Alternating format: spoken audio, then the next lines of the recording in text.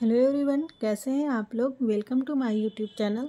तो question number 41 है और ये इंडियन थिंकर से रिलेटेड सीरीज है। निम्नांकित में से पाश्चात्यकरण की अवधारणा किसने दी है। ए ऑप्शन है योगेंद्र सिंह, बी ऑप्शन है T K. Oommen, C option M N. Srinivas, D option है मैकिम मैरियर। तो इसका राइट आंसर क्या होगा। जो पाश्चात्यकरण है ये पश्चिमीकरण की अवधारणा किसने दी है। तो पश्चिमीकरण की अवधारणा दी है एम.एन. श्रीनिवास जी। तो क्वेश्चन नंबर 41 का सी ऑप्शन राइट हो जाएगा। ये पाश्चात्यकरण या पश्चिमीकरण ये दोनों ही कॉन्सेप्ट एक हैं। तो क्वेश्चन नंबर 41 का सी ऑप्शन हमारा यहाँ पे राइट हो जाएगा। फिर हम आते हैं क्वेश्चन नंबर 42 पे। क्वेश्चन नंबर 42 है सेक्रेड और प्रोफेन, पवित्र और अपवित्र की अवधारणा किसने दी।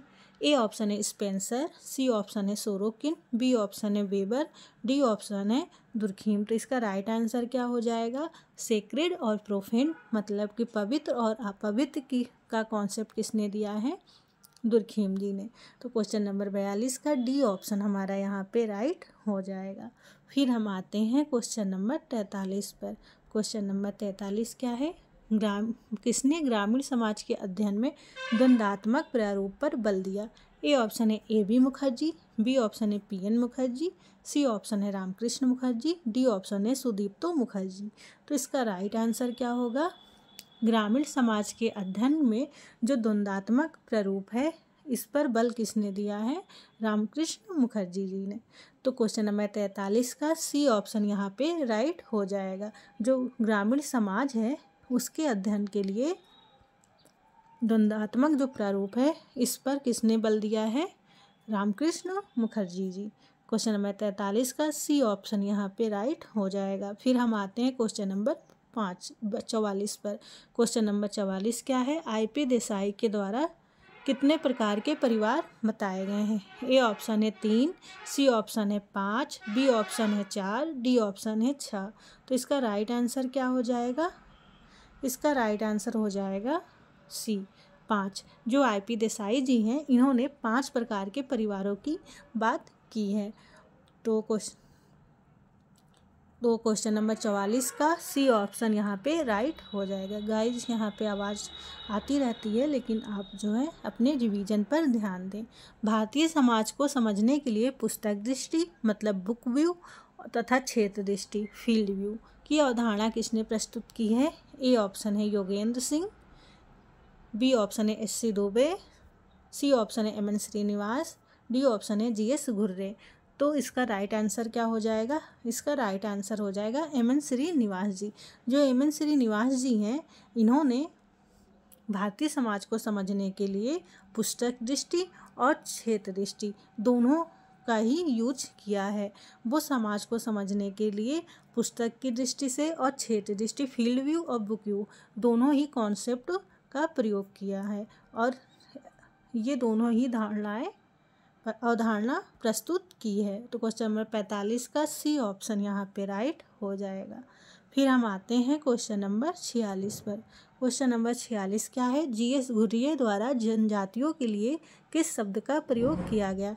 ए ऑप्शन है जुबेनी, बी ऑप्शन है आदिम जाति, सी ऑप्शन है पिछड़े हिंदू, डी ऑप्शन है ट्राइब। तो इसका राइट आंसर क्या होगा।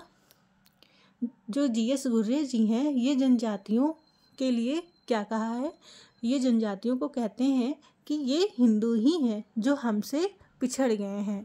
ठीक है, तो इस तरह से जी.एस. घुर्रे जी जनजातियों को पिछड़े हिंदू बोलते हैं। तो क्वेश्चन नंबर 46 का सी ऑप्शन हमारा यहाँ पे राइट हो जाएगा। फिर हम आते हैं क्वेश्चन नंबर 47 पर। क्वेश्चन नंबर 47 क्या है, ये कूट वाले शब्द हैं। क्वेश्चन है सुरजीत सिन्हा का कार्य मुख्यतः निम्न में से किस पर आधारित है।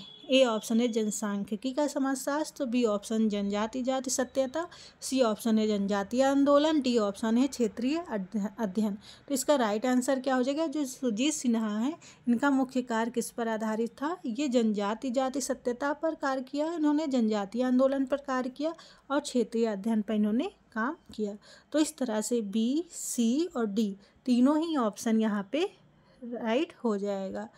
तो इस तरह से इसमें बी और सी डी किस में है, सी ऑप्शन में। तो क्वेश्चन नंबर 47 पर का सी ऑप्शन यहाँ पे राइट हो जाएगा। ठीक है गाइज, तो फिर हम चलते हैं क्वेश्चन नंबर 48 पर। क्वेश्चन नंबर 48 है, निम्नलिखित भारतीय समाजशास्त्रियों में से किसने भारतीय सामाजिक संरचना तथा इसकी प्रक्रियाओं के अध्ययन के लिए मार्क्सवादी परिप्रेक्ष्य का प्रयोग किया है। ए ऑप्शन है एम.एन. श्रीनिवास, बी ऑप्शन है ए.आर. देसाई, सी ऑप्शन है योगेंद्र सिंह, डी ऑप्शन है एस.सी. दुबे। तो इसका राइट आंसर क्या हो जाएगा, जो भारतीय सामाजिक संरचना है उसके अध्ययन के लिए मार्क्सवादी परिप्रेक्ष्य का किसने प्रयुक्त किया है। मतलब कि जो मार्क्सवादी परिप्रेक्ष्य है भारतीय सामाजिक संरचना को समझने के लिए ये प्रयोग किए हैं ए.आर. देसाई जी। तो क्वेश्चन नंबर 48 का बी ऑप्शन हमारा यहाँ पे राइट हो जाएगा। क्वेश्चन नंबर 46, क्वेश्चन नंबर 49 की निम्न में से किसने ग्राम नगरीकरण का विचार दिया है। ए ऑप्शन है एस.सी. दुबे, सी ऑप्शन है जी.एस. घुर्रे, बी ऑप्शन है राधा कमल मुखर्जी, डी ऑप्शन है एम.एन. श्रीनिवास। तो ग्राम नगरीकरण का विचार किसने दिया है, ये भारतीय थिंकर के संदर्भ में। तो जो भारतीय थिंकर के संदर्भ में जो ग्राम नगरीकरण का विचार किसने दिया है, जी.एस. घुर्रे जी। इन्होंने जो है महाराष्ट्र के गांव का अध्ययन किया था और वहाँ पर उन्होंने यह ग्राम नगरीकरण का विचार दिया था। तो क्वेश्चन नंबर 49 का सी ऑप्शन यहाँ पे राइट हो जाएगा। फिर हम आते हैं क्वेश्चन नंबर 50 पर। क्वेश्चन नंबर 50 क्या है, किस भारतीय समाजशास्त्री ने सामाजिक संरचना और भारतीय समाज की मूल व्यवस्था पर कार्य किया है। ए ऑप्शन है B A R. Desai, B option है ए.आर. देसाई, ए ऑप्शन है एम.एन. श्रीनिवास, सी ऑप्शन है आर.के. मुखर्जी, डी ऑप्शन है एल. ड्यूमा। तो इसका राइट आंसर क्या हो जाएगा कि भारतीय सामाजिक संरचना में जो भारतीय समाज की जो मूल व्यवस्था है उस पर कार्य किसने किया है। तो इस पर कार्य किया है आर.के. मुखर्जी, मतलब राधा कमल मुखर्जी जी। तो क्वेश्चन नंबर 50 का सी ऑप्शन यहाँ पे हमारा राइट हो जाएगा। तो बने रहिए हमारे YouTube चैनल पर। कोई क्वेरीज हो तो आप कमेंट सेक्शन में पूछ सकते हैं। साथ ही साथ जो है टेलीग्राम लिंक दिया गया है डिस्क्रिप्शन बॉक्स में, आप ज्वाइन कर सकते हैं। और मिलते हैं फिर हम नेक्स्ट वीडियो में। Thanks for watching. Thank you guys.